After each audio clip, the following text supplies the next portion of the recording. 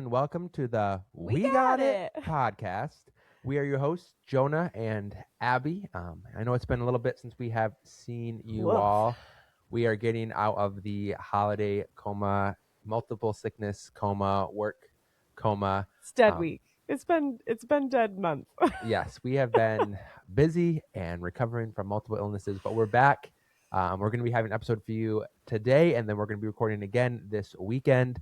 So lots of things to talk about to catch you up on everything that's happened throughout the month of December and looking into 2026. Yeah. So we're just going to keep things moving. We always say that, but we're going to keep them moving today.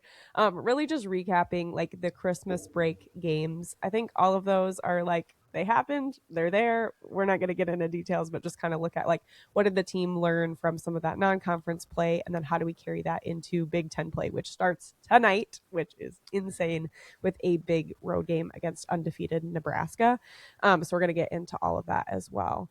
Today is also an important day because it marks the opening of the transfer portal for football, especially as what we're focused on, especially as Michigan State heads into the offseason with brand new head coach Pat Fitzgerald. Tons of new coaching decisions that have been made since the last time we talked to you all. And already, I mean, would you say by midnight there were 1,000 kids already in the transfer portal across the country? Close to 2,000 kids in the portal already. Lots to catch up there, but we're just going to keep it light today. And then you can expect your regularly scheduled Monday episode breaking down the Nebraska win. I'm claiming that right now. I love it. Kind of getting you caught up on other Michigan State sports then, because as you know, Michigan State basketball is not the only dominant MSU sport. So we'll get all into all of that more on our next episode. But just a short little plug before we dive in. If you haven't already in this beautiful new year, please head on over to Spotify, Apple Podcasts, YouTube, wherever you are watching or listening to this. And please just like drop us a comment. A review would be wonderful, especially if it's, you know, a few stars at least. Yeah. And be sure to head on over to Spartans Illustrated. Anything that you can't get from us in our 30 to, you know, an hour and 15-minute long podcast, depending on how long I yap for, you can find it all over on Spartans Illustrated. We're super grateful to be partnered with them. Yeah, we appreciate the support too. I know it's been a couple weeks, but our last episode was definitely our most listened to episode It's ever. nothing that we're doing. We just like send it up and then the grid and things, and you all do things. Make so it thank happen. you. Yeah, We thank you for the appreciate support. You guys. But like Abby said, we have really about a handful of men's basketball games, and we're not going to go into them kind of like individually or break them apart. But kind of like Abby said, nobody needs that. They all kind of had a very similar feel, more or less.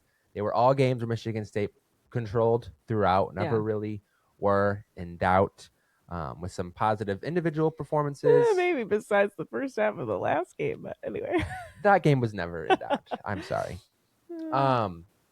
But some standout individual performances, some continued interesting rotational pieces.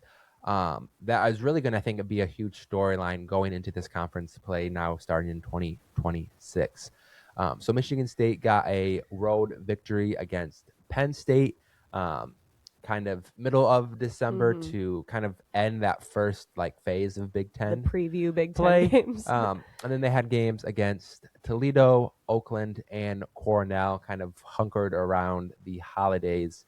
So now Michigan State is 12-1, 2-0 in Big Ten play, with a lot to play for. I think if we would have talked at the preseason, hey, Michigan State this record going into January, I think every single Michigan State fan would have been like, yes, absolutely, better than expected. Especially knowing the non-conference matchups we had in November and early December. Like, that's wild to me that we're coming out of that 12-1. Especially, too, now that, like, we've seen that Arkansas is a really good team. Yes. We've seen that UNC is, I think they're 13-1. They're the only losses at Michigan State. It's not like these teams have just, like, had these, you know, high preseason rankings and then have been flopping. And even against Duke, like, that was an incredibly contested, like, down to the wire strong matchup. Yes. So all in all, I think you have to give the year in review so far. Oh yeah. Easily passing grade. Oh yeah. But some of these games in December, they're always a hard games to like like feel really take out anything or away take things from. out of, because like, yes, we won all the games, didn't probably look as good on both sides of the ball as we'd like to. Some of them were closer than we would have anticipated. And I think it's so hard when you see us like leading by 10 against UNC and leading by 10 against Arkansas. And you know what I mean? Like the Spartans showed that they can like kick it into that next level. And I kind of hate the term like playing down to a team's level, because it's like you're in the matchup. Like, I don't feel like, and I don't know, I'm not a college basketball player, so maybe people have the capacity to do this. But it's not like you're out there and you're matching up against the guy from Oakland or, the big man from Cornell. And you're like, okay, this guy's at like a 6.5 out of 10 difficulty scale. So I'm going to make sure that I'm still playing at 10 difficulty scale compared to whatever Caleb Williams for UNC. He's at a 9.5 out of 10. Yeah. So I'm going to make sure I'm still playing at a 10. Like, I just don't think you have like that logical buffer in your mind of like, this is the level I need to play at. So I think that's why you can't take too much away from these games. Like, you're playing who you're playing. A lot of these teams are coming into our trap and trying to put it on Michigan State as hard as they possibly can. And not that the UNC and the Arkansas and the Duke are not doing that, but it's just, I just don't think you can quantify it in like the same way. These are all D1 teams that we're facing, and they are coming and trying to make life as hard as possible for Michigan State. Yeah, and I think too, like Izzo is intentional about the teams he has in these games too, where again, we're not saying these are world beater teams. Like, these are teams that Michigan State should be handling. But Izzo likes to bring in teams that have like a unique or challenging aspect about them. So, with Cornell, they are a team that plays with an extremely fast tempo. They are one of the very best 3-point shooting teams in the country. Which, to play them in the same month that you just played Iowa, who has the slowest tempo, like Tom, I think that's very intentional, like putting those games close together. Because now in the Big Ten, you have a lot of new teams, you have a lot of new coaches, so a lot of different styles. And we think about in March, you don't have any idea who you're going to be playing in that first and second round. So having all these different styles and challenges that you've played is kind of Izzo's main thing. Is okay, how are we going to attack this? How are we going to put on tape for us to improve on? Okay, like we did this part great, but we need to improve in this area. So I think these games are really learning experiences. And like you said too, like there's usually a lot of time in between these games. There's not that sense of urgency. Yeah. Like, oh shoot, we just beat San Jose State by 15. Right. We got to play Kentucky next. Yes. And if we play like that, we're going to like, there's not that sense of like, okay, we got to fix things right now. And maybe that's not a great thing to not have that mentality for every game, but that's, I think, the reality of playing some of these lower level competitions. Okay, but you also think, because we were talking about this, I think you mentioned it the other day, last year, this time, we hadn't really played much of anyone in non-conference play. Like, I feel like it was like maybe the most like cakewalk outside of Maui, kind of like November, December, that Tom had in a while. Granted, the guys had been playing in like overseas in Spain, so they'd gotten some good experience. Anyway, I'm just saying, like, we hadn't had the resume testers that we've had this season. And I remember you and I went to the Western Michigan game after Christmas, and it was like, oh, good Lord. I'm nervous. Yeah. Like, that was not a hot performance. And then we went on to be 17-3 in the Big Ten last season. So I think there's things that you can take away. Like, I think you take away the positives, you leave the negatives. You see how Tom is, fostering relationships with these other teams. Like you said, trying to throw in elements that maybe we're not used to seeing. And I do think a lot of it is looking towards March. Like, you think about these guys are out of their schedules, they're out of their routines with Christmas break, they're seeing different flavors of play that they don't normally see. I think a lot of that is the early rounds of the NCAA tournament in a lot of ways. I mean, Cornell is someone who, you're going to see those Ivy League schools a lot of times in that first round. Even thinking about like Colgate has made the tournament before. Like, the kinds of teams that Tom is having us match up with in non-conference play are the flavors of teams you're going to see in the round of 64, the round of 32, that knock off a lot of big teams because you're just not used to seeing that. Exactly. I think that's, even though it's, the level Oh of gosh, I love that we're competition. talking about March. I I just got know so freaking excited. the level Sorry. of competition obviously wasn't the same as November, but it still had its own unique challenges that I think are just Right. as intentional as playing the Kentucky's Knockdown, and North drag out. Carolina's Yeah. in High talent. Yes. November. Yes. So, without going again into those games, I think there's some things that we can take out of just December Yeah.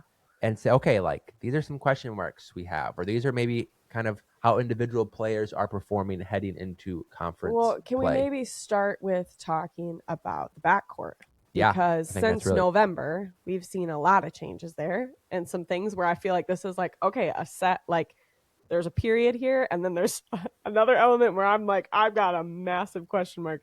So let's start with the period, which is the fact that Divine Ogochukwu has been starting yeah. in our 2 position. And frankly, one, I didn't see that coming. I think you and I both thought like Jordan Scott might slot in there. I'm not mad about it. I am a big fan of having him in that 2 spot with Jeremy. He is someone that can handle dribble penetration like I don't think any other guy on our team can. He can also pull up and shoot. He's an excellent defender. He's great at disrupting the passing lanes. And I really like his energy. The thing that I miss is his energy coming in off of the bench, subbing out for Jeremy. Yeah, I think I agree with you in a vacuum. Okay. I think in I don't know if I know what general, that means. I like the idea of a Divine playing that 2 guard position. Like you're saying, taking other subs and elements out. Yes. Okay. That's so fine. I do like pairing Jeremy and Divine together. Like how you Yes. said, like defensively, it gives you a lot of length. It also gives you another person to handle the ball alongside Jeremy. But then we've seen because of that obviously that was kind of backup point guard Right. minutes aren't going to obviously to Kerr Tang or Right. to Trey Fort. But we've been seeing an increase of minutes from Denim Wojcik. Cue gigantic question mark. And I get it. Like, I get it. You have to physically have a fresh set of legs and lungs in there.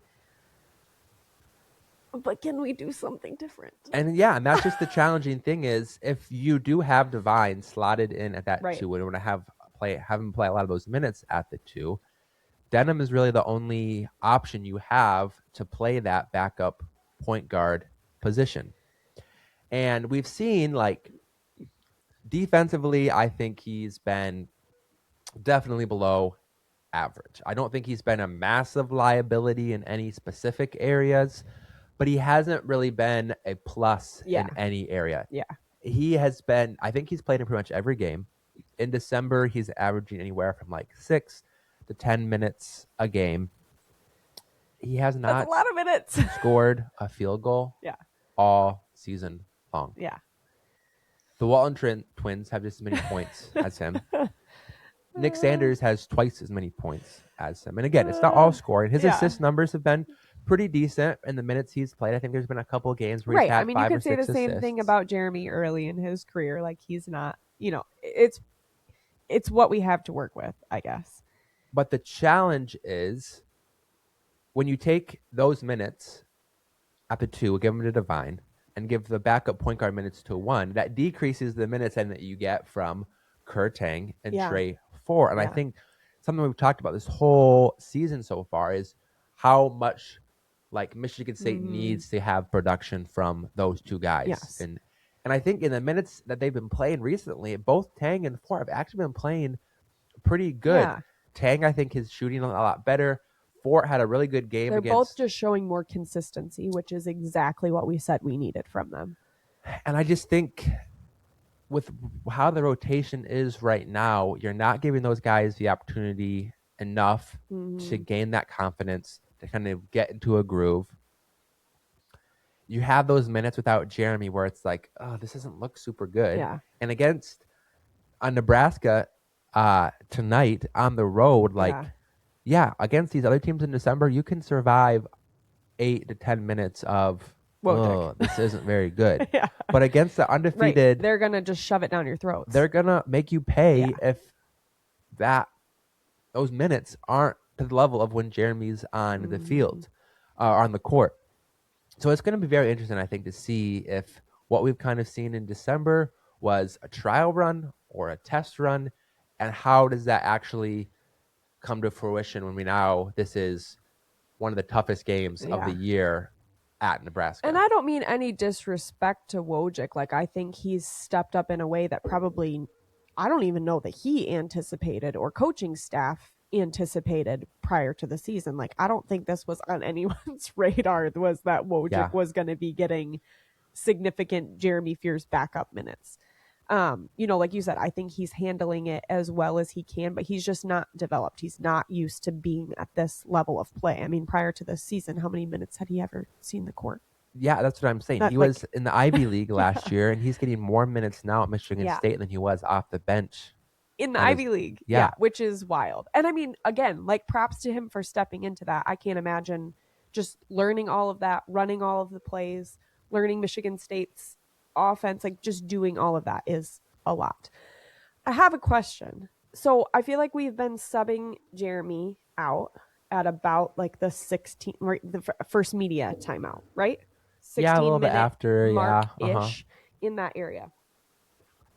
And I don't know, this is probably never going to happen in Tom Izzo's world, but in my mind, I'm thinking, okay, can we start Divine at that 2?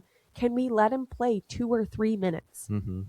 2 to 4 minutes. I don't know, whatever it is. A couple minutes earlier than Jeremy comes out and sub him out for either Tang or Fort, just to get that juice going, to get the intensity on defense going, the length, you know what I mean? Like, helping set up our offense, because I think he's really one of our few players outside of, outside of Carr, really, that I feel like can produce at all 3 layers. When I say that, like behind the arc, dribble in, jump shot, and driving to the hoop. Like, I really, as a threat, I feel like he's one of our only players who can consistently do that. So you have that threat in there those first few minutes. You have that defensive intensity and length, like you talked about. You sub him out. He gets to rest for a few minutes.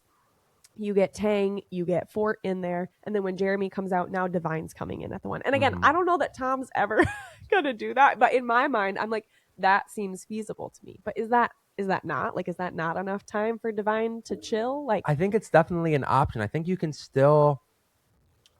I just don't understand why the only other option is Wojcik. I think you definitely can. There is a world where you can have Divine start at 2 and have Divine still get backup point guard minutes. And maybe in the first half of the first half and the first half of the second half, like, he's gassed. Like, we are using him as much as possible. But then we maybe let him rest more towards the end, especially of the first half, and let Fort and let, you know what I mean? So one thing I think is important to talk about is in December, in some of these games, Jeremy has been averaging kind of like 25 to 28 that is also minutes very fair a game. Yeah.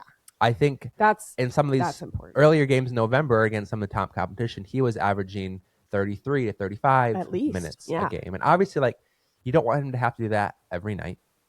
But there's also going to be games in the Big Ten play where he doesn't have to do that every night. Yeah. But against Nebraska coming up tonight, we need a lot of minutes from him. I wouldn't be surprised if we see 30 plus minutes from Jeremy. And then maybe we still get those Denim Wojcik minutes at the end of the first half, like we kind of saw in November. And that's a good point, too, of, like, again, I'm eating my own words here, right? Like, we can't read that much into, I think, even what happens in December, because think about, like, we're trying to limit injuries. Tom doesn't want us going into Big Ten play with Jeremy Fears busted up, with Divine gassed. You know what I mean? So, like, I think that's an element, too, where it's like we could afford to have Wojcik in there. And then in case of an injury, hey, guess what? I mean, knock on wood, I'm not wishing that on anyone in this team. But, like, you've got somebody who can come in and be serviceable for some minutes per game. So I think that's an element that I'm overlooking too, is just like how much of minutes and subbing and changing up this rotation is truly just trying to keep people healthy to get them to Big Ten play. Right. So that's tradition. Big Ten play is knockdown, drag out. Yeah. Physical. And let's transition a little bit. Let's look at tonight's game against Nebraska. Hang on. Before we get there, before we leave the Christmas games in the past, the freaking Tom Izzo sweaters. It's so good. Exactly. I It is. saw that and I was like, when I heard that he said the sweaters would be back, I was like, yes, this is why we love Tom Izzo. This is why we love Michigan State. And then the freaking naughty and nice. It's great. So great. I love Tom Izzo. He can live forever, never retire. I know a lot of people probably disagree with that, but we're just so spoiled to have a coach that I just like love who he is on and off the court. And I'm just, going into the new year, I'm grateful for that. Yeah. All right, Nebraska. Let's go. Nebraska. Ooh. Yeah, we got a big one tonight. Nebraska is 13-0. Yeah. They are ranked number 13 in the country. They're 2-0 in Big Ten play with a 30-point dismantling of Wisconsin. Yikes. A victory at Illinois. Which is one of the probably like top 5 hardest environments to play in the country. Yeah, definitely. It's up there. But they're a good team. This is not just like a 13-0 Nebraska team that's played all cupcakes. Right. We've seen teams in the Big Ten before who didn't play anybody in non-conference play. Through November, December. And then have maybe this hype because they're undefeated, but then kind of fall on their face. Like, I don't think that's this Nebraska team at all. I think this Nebraska team is very legit. This is going to be a ruckus crowd. Nebraska basketball is not used to this. I know they are sold out, which is a rare thing in Lincoln. Which is so interesting to me because we talked about earlier this season, with maybe some fudging of the numbers, like they've had a sold out football stadium for how many years? Forever. For like 40, 50 years or something like that. Like, I'm sorry, there's not that much else going on in Nebraska in the winter. Like, go to your basketball games, guys. But usually there hasn't been a lot going on in that arena. But like, make it happen. Show up for your team.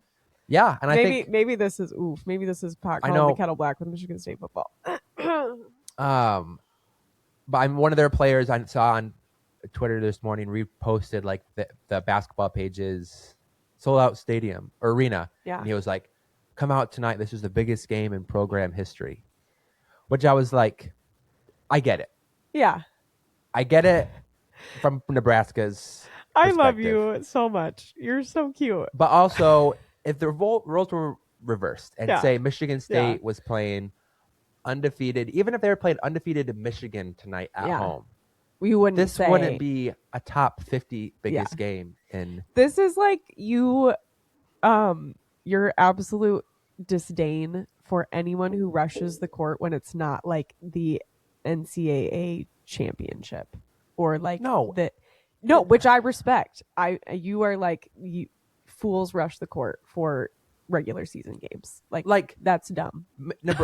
I'll say this: Nebraska's undefeated. Yeah, they're 13th in the country. Yeah, and they will rush the court if they win tonight. Yeah, I guarantee you that with all the money I have in my bank account. Which is just like, it's January too. Like, calm down, my dudes. And also, I can never imagine under any circumstances Michigan State rushing the court. Tom?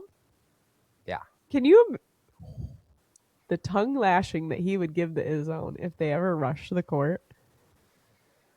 I think he would, frankly, start swinging himself. Swinging himself? If not physically, verbally. Like, he would start swinging at students. Like, that would just never happen. So I totally know what you mean. And it's like setting us up perfectly for the walk in yo trap, take over yo trap. I know. But let's talk about Nebraska because they're a good team. Yeah. Okay, we talked about pace. Do we know anything about Nebraska's pace? We've faced the low end. We've faced the high end. Yeah, so they're an adjusted tempo. They're a little bit faster than Michigan State. Which Michigan State doesn't mind. I feel like, right? Yeah, like, I feel like we'd rather err on that side. I don't anticipate like tempo really being a huge factor in this game. What stands out to me in this game are two things: rebounding and 3-point shooting. For who? So rebounding just on both sides of the ball. So coming into this game, Michigan State, according to Bart Torvik, is the 6th best offensive rebounding team in the country and the 3rd best defensive rebounding in the country. So elite. Yes. I think overall the number 2 rebounding team in the whole country. Yeah. Nebraska, on the other side, is 250th in Lord. offensive rebounding. And then their decent at defensive rebounding. They're Yeah. 71st in the country, so above average. But this is a game where Michigan State should be able to control the boards. And this is the thing where, like, I love Bart Torvik. And for those of you who aren't familiar with, like, Bart Torvik, Ken Pom, we had an awesome episode with The Real Shardy with Anthony last year. I think it was just ahead of March Madness, if you look back in, like, February-ish. That just kind of breaks into, like, what does Bart Torvik and Ken Pom, like, actually mean? Like, what does all that signify? And I think something that's important with talking about this is, like, you hear, like, oh my gosh, they're 250 whatever if in offensive rebounding. However, these are all still D1 teams. Like, these are all still teams that are playing each other on a regular basis. And just because this hasn't been an area of strength of you, because maybe it's not something that you've needed to focus on too much this season, like, you know that as they're watching film and they're prepping for Michigan State, they know that defend, rebound, run, right? Like, rebounding has been maybe out of all of those three things, like, emphasized more than ever this season. And they're going to be ready for that. You know what I mean? So it's not just like, oh, rebounding is going to be a cakewalk. Like, I think we saw that. Who was that with? Was it with Kentucky or someone that we were like, oh, you know, they don't rebound well, and so we're really expecting to be good at this. And then it was a much more even matchup. I can't remember exactly what game it was, but anyway, like, that doesn't guarantee, just because that's where the stats are, that that's going to be how it goes tonight. Yeah, but I think it's still important to know, like, this is a game that Michigan State should be able to handle the boards and have an advantage on that side. On the flip side, like I said, with 3-point shooting, both of these teams' 3-point defense is interesting to look at. Okay. So for Nebraska, 3-point defense. Yes. Okay. So against, sorry, it takes me a second to process sometimes. For Nebraska, almost 52% of opponent shots are from behind the arc. For Nebraska. Yes, which is one of the highest rates in the entire country. So they like other people shooting threes. Whether they like it or that's just how, like, they're not good at, okay. I see what you're saying. And this it's not necessarily a positive or negative stat. And then for Michigan State, it's 47% of opponent shots are from behind the arc. Okay. But so neither of them are very good 3-point shooting teams, correct? They're Michigan State. They're not bad. Yeah. So it's hard because you look at 3-point percentage versus 3-point Alabama rate. Last year. Like, Michigan State's honestly shooting pretty decent from behind the arc. I think they're 59th in the country, but they're 200. Take that, freaking TV commentator guys that wouldn't shut up about it in November. But they're almost 300th in the country at how many 3-point shots they shoot. So the impact of that isn't as high I'm as not other mad teams. about that, though. Whereas Nebraska, they're 21st in the country as far as how many 3-point shots they take, but they're 160th in their percentage. So, okay, the rankings are scrambling my brain a little bit. Like, what is the percentage? What's Michigan State's 3-point shooting percentage right now? 36.8%. Okay, I'm not mad about that. What's Nebraska's? 34%. Okay, but you're saying they're throwing up a lot more threes, so you're going to have a higher point impact of their threes, even though they're shooting a poorer percentage because they're taking more. Nebraska is shooting nearly 30% of their shots, 50% of their shots, from behind the arc. Interesting. That's so interesting because they're doing the same, like, they're letting their opponents do the same thing. Yes. Whereas Michigan State is only shooting 37% of their shots from behind the arc. And I wonder if, because I haven't actually, sat down and watched Nebraska too much because there's too many teams out here. And here's where I'm going to plug our friend Carter Elliott over at Sleepers Media. They're covering, like, all of college basketball 5+ days a week. So if you ever want to, like, know more about what's going on in the greater college landscape, definitely head over and listen to their podcast. It's just a riot. They're just always shooting the, what. And yeah, I haven't sat down and watched them a whole ton, but I'm curious if, and I think we'll see that tonight, like, are they letting their opponents take so many threes because they really care about protecting the paint and protecting inside the arc, or just, like, they haven't been playing great 3-point shooting teams, so they've been willing to give that up? Do you know what I mean? Yeah, like, I think, like, what are you prioritizing? That you're okay with giving up the 3, or you're really protecting the paint? Because I think that is going to affect Michigan State differently. Like, this is where the stats don't tell us how a team plays. You know what I mean? Yeah, and I think that's a good point. And I think for both Michigan State and Nebraska, they are a team that does prioritize defending the paint. Yeah. All right. And again, I haven't watched Nebraska a whole ton this year, but I know for Michigan State, one thing they have struggled on this year is kind of defending screens, and screens that are allowing those open threes. Yeah. So for Michigan State, it's a both and, Which I feel like Divine is one of the best. I don't have any data behind this, but just what is Tom Izzo called the eye test. I feel like Divine has been one of the best guys about getting around those screens and staying on his man on the outside. Yeah. But yeah, so it's going to be interesting to see because, like I said, the 3-point numbers for both of these teams, offensively and defensively, are very interesting. Yeah. Where both teams' opponents shoot a lot of threes. Yeah. Whether that's intentional or not. Right. But Michigan State doesn't shoot a lot of threes. Nebraska does.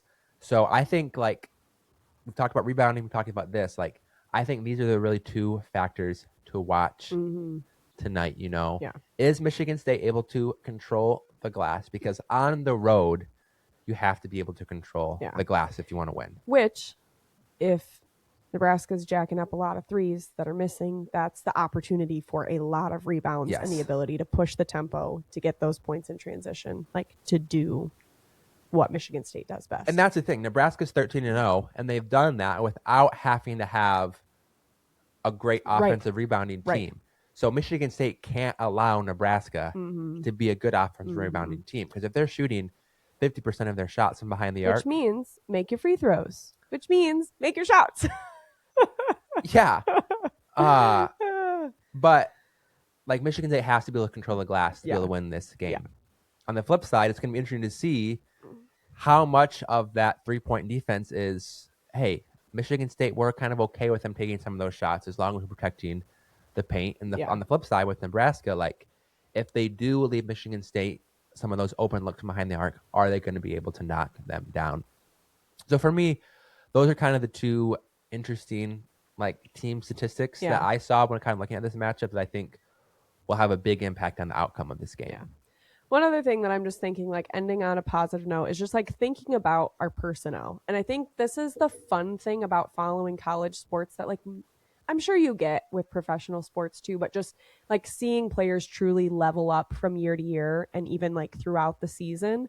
And I think just a couple things that I want to highlight of just look at how awesome our team is. I mean, I'm pretty sure at this point, isn't Jackson Kohler still averaging, or he's now averaging a double-double per game? Yeah. If not, it's marginally. Pretty much.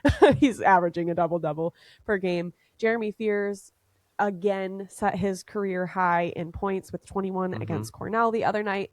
Divine has really started rolling. We're seeing more consistency from Fort and Tang. Cohen Carr has continued to be electric, who's I think really also starting to step up and be a threat at multiple levels on the court, not just inside the paint or just, on those breakaway, high flying dunks. Yeah. And one person that I would love to see continue to step up consistently in Big Ten play is our other veteran, Carson Cooper. I think he had just a pretty quiet December, nothing big, nothing not big. But we have some incredible players who've been here, who know what it's like to make it all the way through a grueling Big Ten season, which now includes travel out to the West Coast. And we've got a pretty daunting, because any schedule in the Big Ten in basketball is daunting coming up, and we'll get more into that on Monday's episode. But yeah, just I have so much faith in our guys. Going into an environment in Lincoln tonight is not anything that they haven't seen before. Right. It's not anything they haven't experienced before. With our veterans coming back, 4 out of 5 guys on this field, on this court, have felt this level of pressure and some before, and it's I don't think they're going to be deterred by that. Yeah. I'm just excited for Big Ten play, and the fact that we're talking about March, and obviously it's still 2.5 months away. There's so much basketball to be had between now and then, but this is where it starts counting. This is where the stats that predict Big Ten or NCAA tournament champions in Bart Torvik and Ken Pom, this is where they get built. This is where the hard moments click in, and I'm just so excited. Yeah, and I think too, Michigan State's January schedule, if they could get past this game with the win, actually opens up pretty well for them. I think after this game they have 3 straight home games. Yeah. They don't play Purdue in January. They don't play Illinois. in January, and they play Michigan in the very last game of January. So I think if they can get this victory against Nebraska, they have an opportunity to kind of maybe go on a little bit of a winning streak and kind of start Big Ten play very, very well, positioning themselves to be in a good spot to kind of end Big Ten play. Yeah. But obviously, we'll talk a lot more about basketball in the coming episodes. We will be recapping the Nebraska game for you Monday morning. But I wanted to kind of also end, like we said, this episode. Yeah. Like Abby said, the transfer portal is officially open. I think this is a perfect time for a little Spartan seminar, which for those of you who've been around for a while is a time where typically, sometimes it goes the other way, but usually most of the time Jonah's teaching me something that I don't know. I have no idea what's going on with the transfer portal. I have like 1% of an idea of what's going on with coaching staff changes. So, for those of you who've been wanting to do a little bit of learning in what's going on into the football off season, these couple of weeks are the time to lock in and do your homework. And that starts with our Spartan seminar right here today. Yeah, I think. So where do we start? Do we start with coaching, like position? Do you want to give us a rundown of like what has happened since I know we hired a defensive coordinator, right? Our coaching job is pretty much complete at this point. So we've hired a defensive coordinator, offensive coordinator. Well, we kept our defensive coordinator. You know what I'm saying. But I was thinking of Bulla, Max. Yeah, Bulla, Max Bulla, who's our co-defensive coordinator and linebackers coach. Okay, see, I know things. Maybe.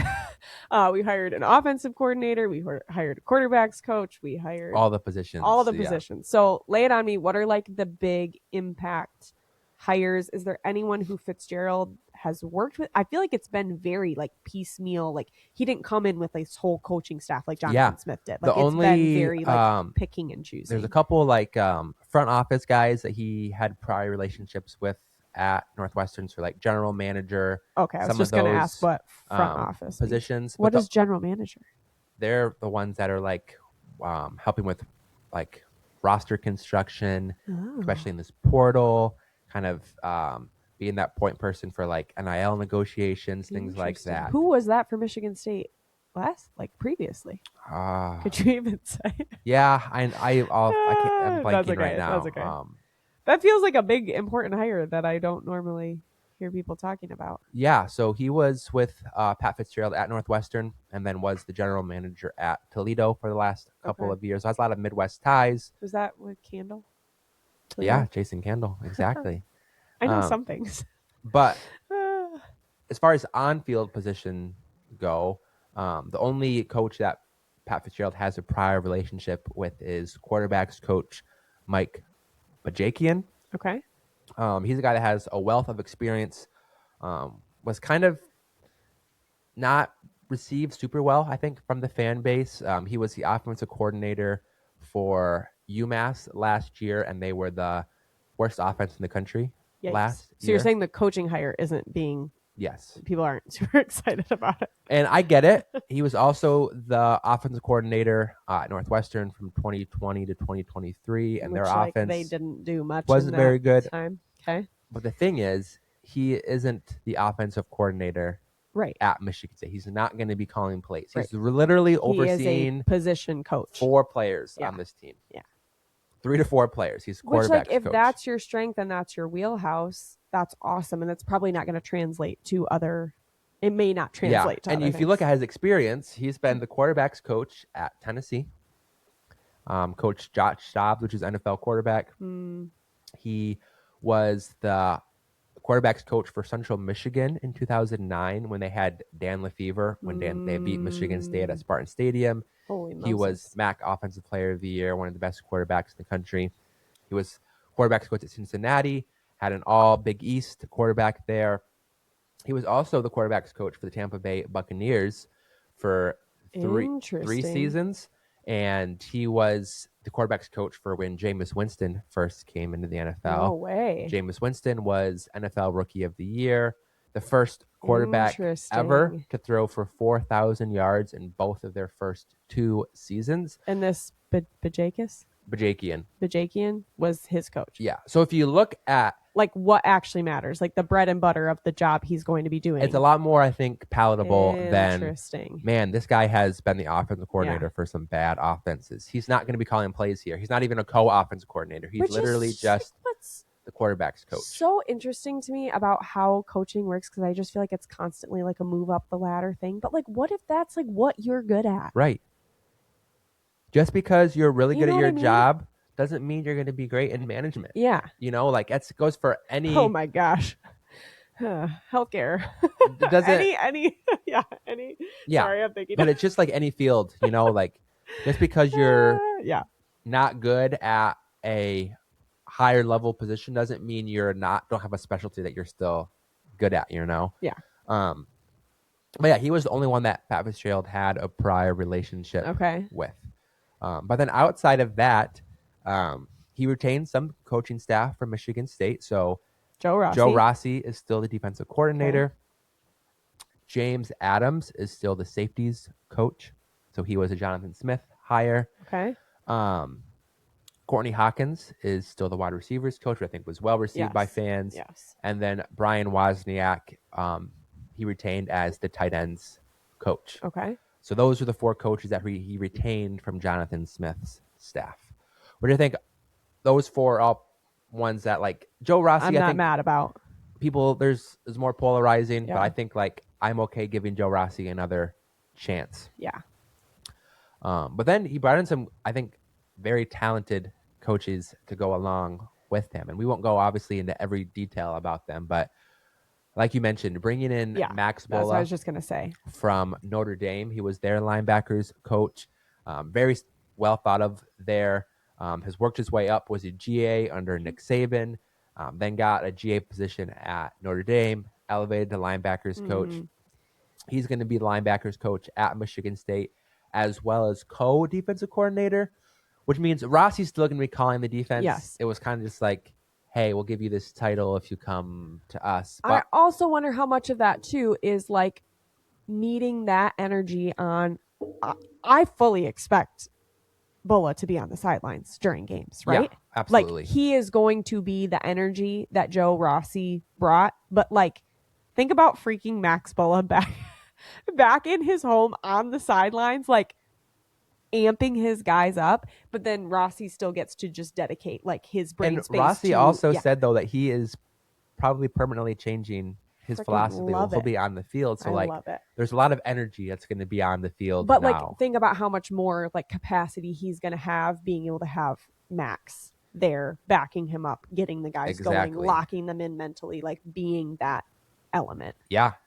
So I think that's probably our linebackers desperately need some help. That's probably the hire that the most people are going to be excited about is Max Bball. So then I think you talked about this. Multiple positives of Alabama losing to Ole Miss yesterday is that Michigan State hired Alabama's offensive coordinator to be our offensive coordinator, which is like mind exploding. Yeah, I think it's a really good hire. This is another one. Does that mean he can start today? Like, is he like jumping in on transfer portal and being like, hello, I'm here? I mean, I know he's already started in some capacities. Okay. Obviously, he's maintained his role at Alabama, but now, he'll be able to be full-time at Michigan State. So he was the co-offensive coordinator at Alabama. So this year, he wasn't the one calling the plays. He was primarily Alabama's quarterback coach, then co-offense coordinator. But it's a little interesting. So last year, he was Alabama's full-time offensive coordinator. Oh, interesting. And actually demoted. had a better year offensively last year than they did this year. So Alabama's coach. And he's also not untested in that. Right. Alabama's coach, Kalen DeBoer, has had a long-time offensive coordinator, Ryan Grubb. When DeBoer went from Washington to Alabama, Ryan Grubb actually took an offensive coordinator job with the Seattle Seahawks. So that's when Kalen DeBoer brought in Nick Sheridan, who was Washington's tight ends coach at the time, to be the offensive coordinator. And that's who Michigan State hired? Yes. Okay. Ryan Grubb kind of flamed out in the NFL, was fired. So Kalen DeBoer brought his guy back, made him co-offensive coordinator and play caller for Alabama. So demotion in a sense, but then But it was just also like like this Kalen DeBoer got pre-existing his guy relationship. back. Yeah. So yeah, I'm excited about that. He is known as a ace recruiter, especially at the quarterback Well, I'm just position saying, for like, even Alabama. just coming from Alabama, like the connections that he's going to have from the SEC, from the South, like, especially being there for a couple of years, being able to bring that in right now in this transition. Like, Alabama just lost, like, transfer portal opens Yeah, today. Some exciting elements to that. exactly.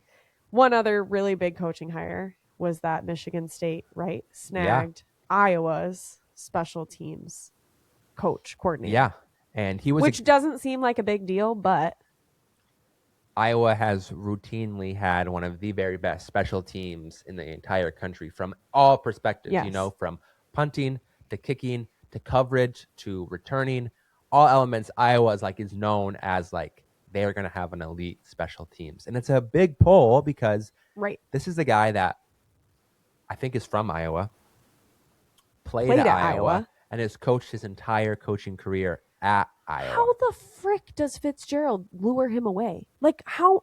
I don't understand that. Like, I'm thinking about somebody who grew up in Michigan, went to Michigan State, has been coaching at Michigan State, like a Max Bullough. Like, how do you pull? Like, I get pulling Max Bullough away from Notre Dame. Yeah. Like, whatever. How do you pull Max Bullough away from Michigan State?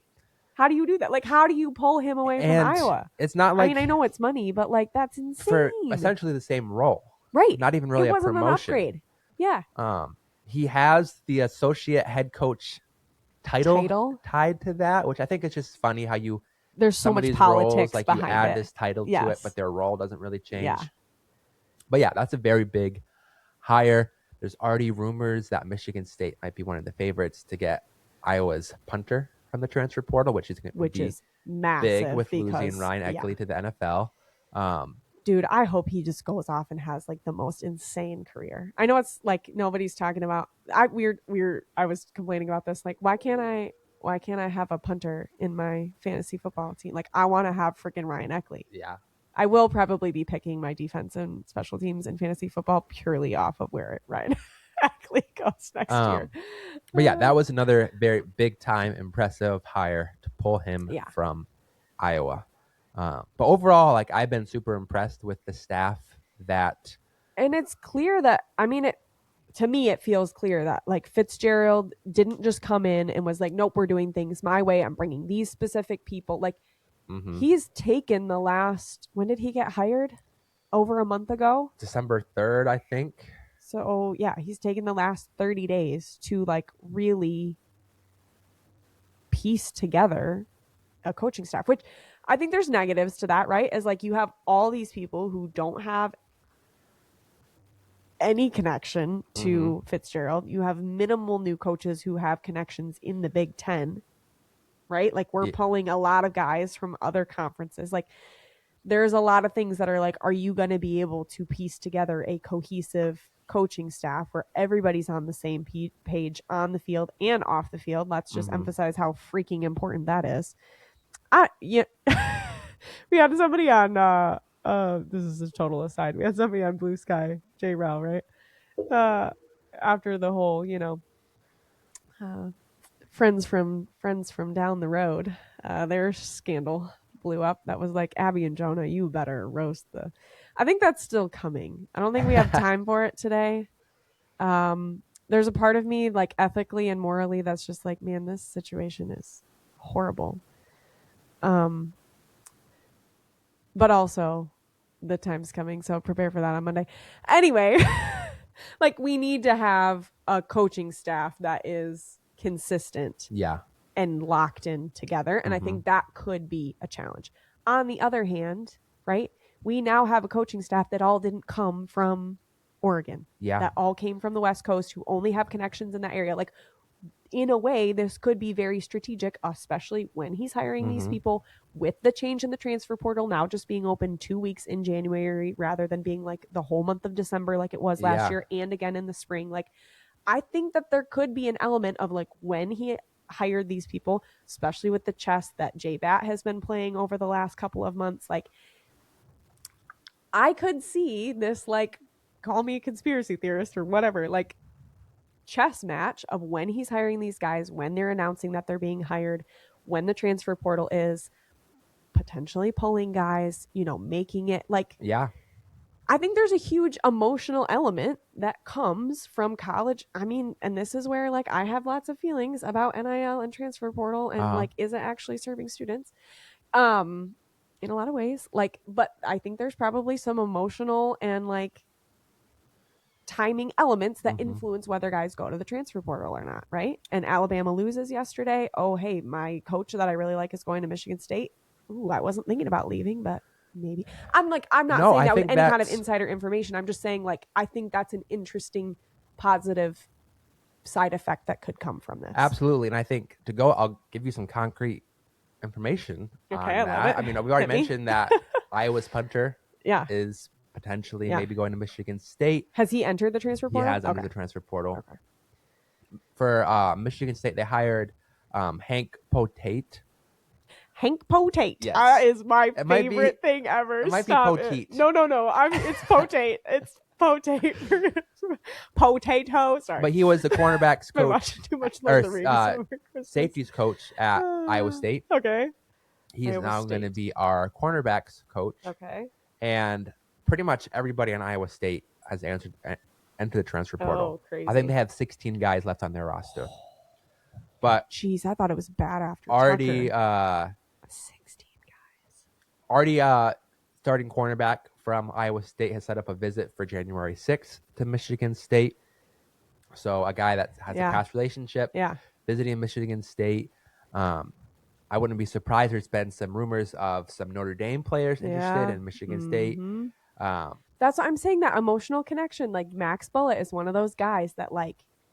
So even though Pat Fitzgerald isn't coming from a team and potentially bringing players with him, I think there's a very big possibility of the staff that he's bringing could also kind of bring some guys with them as well from their various stops. And we did that with Jonathan Smith.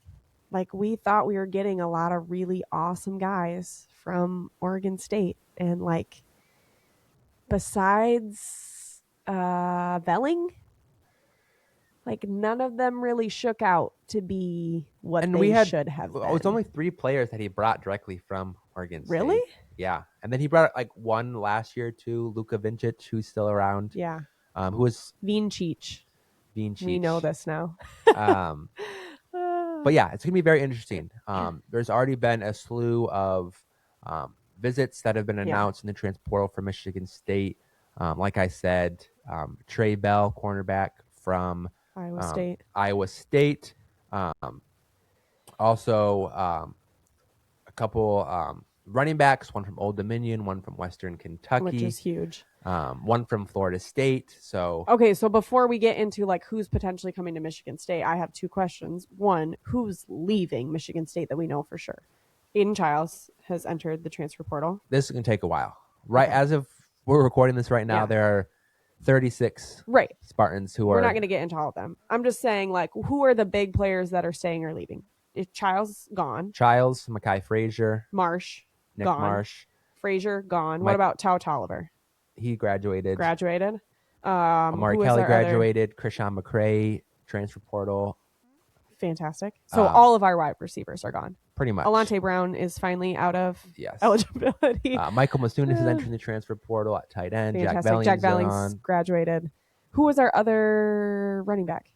Brandon Tullis is, as of now, supposed to be back. Staying at Michigan State. Alessio Milivojevic is back.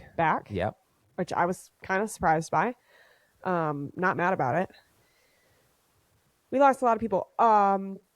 Hall is back. Jordan Hall is back. Connor Moore is back. Stanton Ramil is supposed to be back. Luka Vincic is supposed to be back. If we can keep them both healthy, that's massive. Like I think honestly, like Michigan State, as of now, as far as who's entered the portal, like offensive line's actually in better shape than I thought. Like if they could get 1 or 2 impact guys, like I think. Okay, so then that leads me to my second question. Like, what are our huge position targets? Like, what is going to 14 days from now, if we have or don't have these players, is going to like make or break our portal grade? I mean, Michigan State's going to need to get wide receivers and a I running think back they're going to need to get a starting caliber running back and a tight end. Yeah, so offense. The whole offense outside of the offensive line and the quarterback. I think I mean, I think you're going to expect Michigan State to get anywhere from 25 to 30 incoming transfers. Okay. So there's going to be a lot to keep up on. And that's obviously way more than we can cover in a podcast episode. That's more than my brain can ever even hope to keep straight, even with your beautiful spreadsheet. So 100% go to Spartans Illustrated. They're going to have a couple of constantly updated articles that are going to tell you upcoming visits, who's committed or whatever. Yeah. What do you say when they're we have who's transferring? We have a tracker for there who you is you talk about transferring. We have a tracker of who's going to be visiting. And then we'll also obviously keep you track of when guys commit to the program there as well. So I have a question with the portal. Like now that it's open today, people can start taking official visits during this window, right? They don't. Yes, but they could have taken visits whenever. No, like they couldn't because they can't officially enter the portal until today. Yeah. So teams can't have official direct contact with them until today. Okay. But you could have been having agent conversations and like it could just be a formality and somebody's already. So like has anybody already today been like, yes, I'm going to Alabama and like enrolled? I haven't seen any commits yet already. Okay, so that's my question is like, could they though while the window's still open? Yeah, so most of these players are going to be committing by the time the school's next semester starts. So which is in 10 days to 2 weeks, depending on where you are. Okay, that makes sense. And then you're going to have some guys who don't enroll in time to their new school. Like they can keep on taking, even though the portal is not open. Yeah, that just means that guys can't enter the portal. But if you're already in the portal, you can take as long as you need or want to then find a new school. So the hard deadline then though is for when you're last able to enroll at a school. So if you don't enroll by that deadline, you can commit to another school maybe, but you wouldn't be able to enroll until the summer. So, okay, so that's my question then was, can you enroll in the summer and be eligible for fall football? Yep. Okay. There's not like a cutoff time that you could enroll. It's just you're not going to be able to like practice with the team in the spring, weight lift with this, you know what I mean? Exactly. Like be on campus in an official way. Okay. That's good to know. And there's also not like you have to wait until the transfer portal closes to like officially start or be at a school. It's just This is when you can officially start initiating contact with other schools. And if you don't declare yourself or whatever, enter the portal by the end of the date, what is it, January 16, then you can't enter it until when?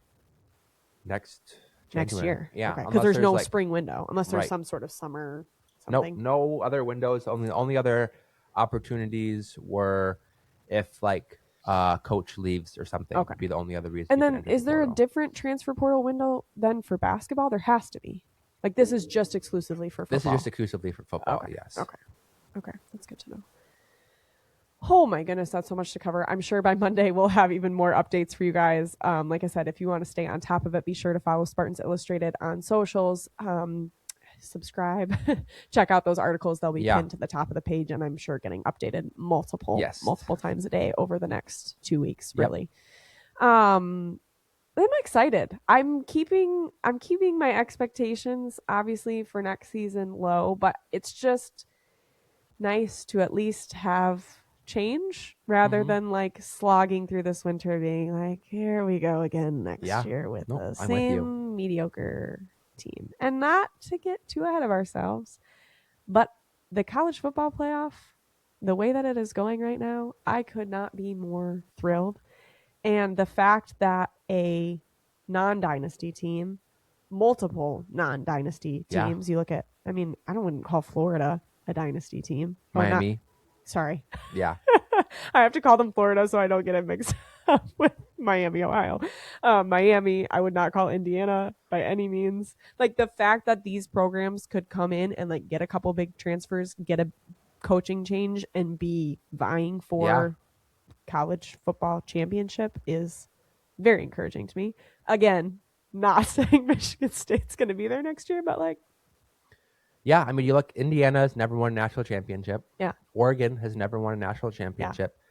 Ole Miss has 2 claimed national championships, but were never, like, I think their last one was in the 60s, and they didn't even finish the season ranked number 1. Yeah.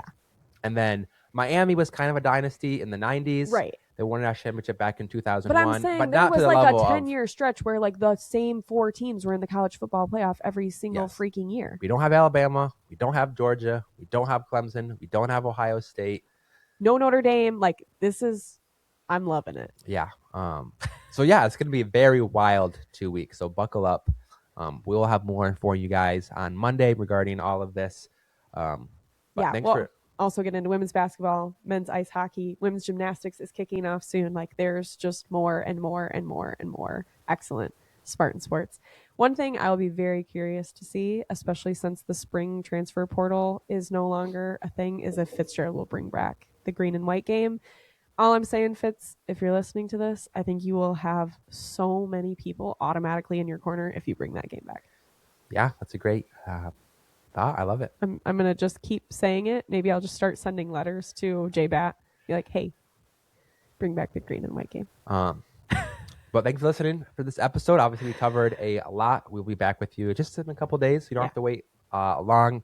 But as always, go green. Go white. Go state.